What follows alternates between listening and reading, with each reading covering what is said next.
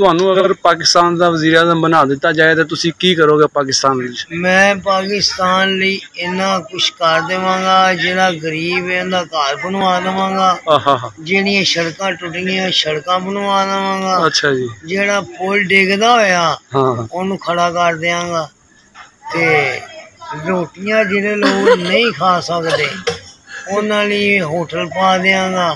ते जेह्ड़े गरीब लोग होन धियां भैनां जिन्हां दियां पैसा नहीं है मैं उन्हां नूं ब्याहना शुरू कर दांगा पैसा। अच्छा जी। मैं देवांगा, मैं वज़ीर आज़म। मेरा नाम शहजाद हसन, गली नंबर 6 नूर टाउन में हमारी कोठी है। अच्छा जी। हुण तुसीं इलैक्शनां ते भी खलोते हो? जी सर। ते किहड़ी सीट ते खलोते हो तुसीं? हल्का नंबर 8 है जी। अच्छा जी। सीट निशान मिले थोड़ा। अच्छा जी।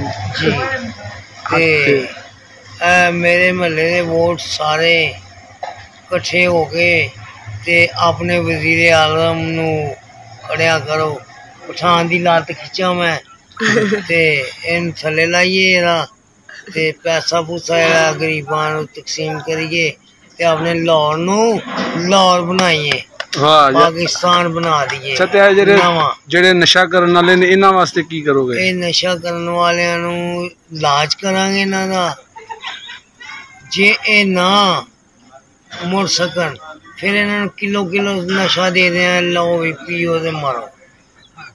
सही क्या क्यों जी?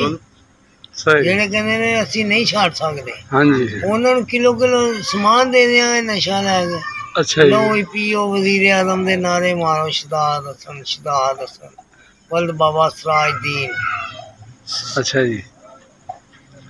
होर कुछ दसो, कोई नवा की करोगे पाकिस्तान ले?